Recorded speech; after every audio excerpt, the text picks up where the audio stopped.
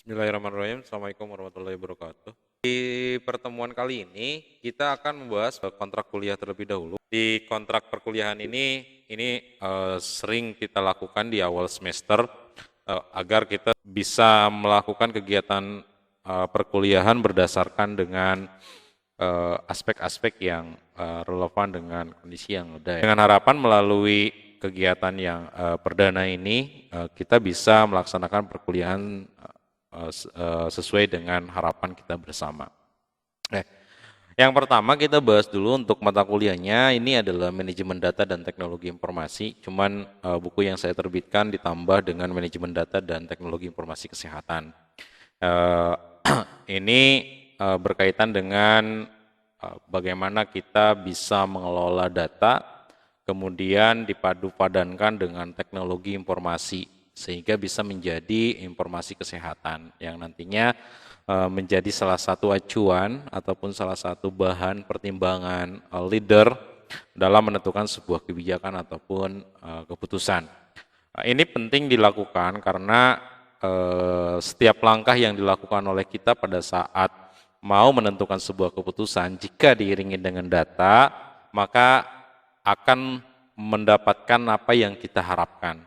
Artinya perbedaan antara harapan tujuan jika diiringi dengan data ataupun kita mengerjakan proses pekerjaan yang diiringi dengan data tentu akan menghasilkan hasil yang tidak jauh beda dengan targetnya atau disebut dengan targeting goals.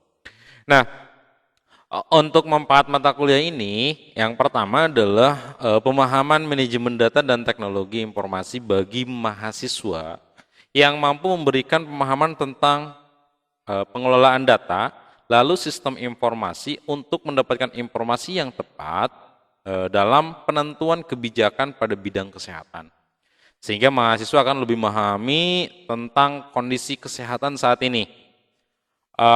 Artinya pada saat terdapat informasi mengenai kondisi kesehatan di masyarakat, itu dilandasi atas dasar data-data yang relevan, data-data yang objektif, dan tentunya data-data yang dapat dipertanggungjawabkan.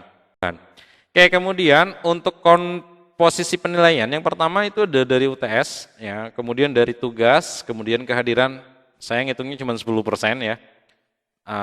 Kehadiran, kemudian untuk UAS 40%, tugas harian ataupun question ya itu 50%, kemudian ada 10% kehadiran. Lalu nanti enakannya adalah UTS UAS ya nilai akhirnya. Jadi nanti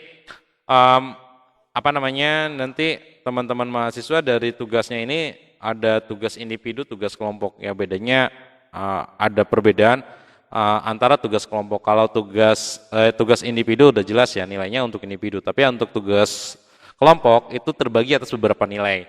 Yang pertama adalah ya kita catat aja di sini ya supaya enggak jadi bahan pertimbangan juga untuk teman-teman mahasiswa ya. Ya. Atau di sini aja ya, di kriteria penilaian. Kita catat di sini bentuk penilaian. Ya. Bentuk penilaian yang pertama itu nilai yang diambil dari tugas individu, kehadiran ya. Yang kedua itu dari tugas individu, sesuai dengan kaidah-kaidah ilmiah ya, itu nilainya beda ya, itu kan. Kemudian yang kedua itu diambil dari tugas kelompok. Nah, tugas kelompok ini terbagi atas beberapa aspek. Jadi tidak bentuknya tugas kelompok aja, enggak. Yang pertama, tugas kelompok itu bersumber dari makalah. Ya, teman-teman ngumpulin makalah maka dapat nilai. Kalau nggak ngumpulin makalah berarti nggak dapat nilai. Yang kedua itu dari presentasi. Ya. Jadi teman-teman bikin makalah, kemudian bikin presentasi berarti nilainya udah 2.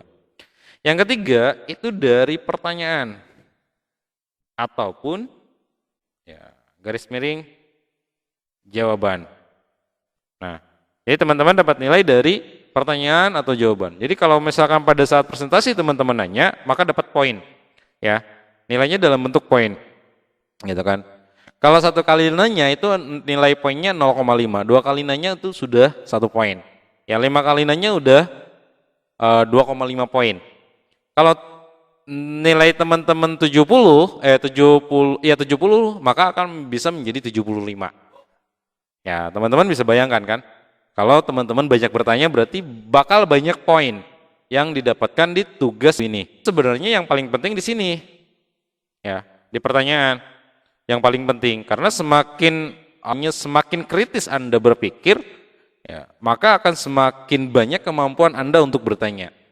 Dan semakin banyak Anda bertanya, maka akan semakin dalam ya, cara Anda untuk berpikir. Yang pada akhirnya Anda akan bisa mendapatkan jawaban-jawaban dari hasil berpikir Anda. Kalau sudah cukup, sudah jelas, kita akhiri aja untuk pertemuan perdana ini karena pertemuan perdana ini berkaitan dengan orientasi perkuliahan dan kita sudah menemukan atau akan mendapatkan kontrak kuliah. Nanti kontrak kuliahnya tinggal di-download aja sama Kosmanya ya. Nanti kita jadi acuan, jadi bahan acuan untuk teman-teman mahasiswa ya. Jangan sampai Pak emangnya bikin tugas kuliah ya. Kak, emangnya bikin ini, Pak emangnya bikin, jangan sampai seperti itu lagi ya.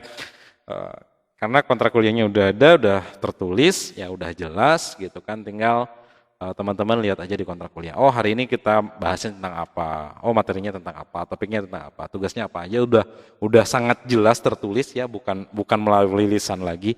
Jadi semuanya sudah sangat dijelaskan. Oke, terima kasih atas atas perhatian ya teman-teman mahasiswa, semoga bermanfaat. Saya tutup. Assalamualaikum warahmatullahi wabarakatuh.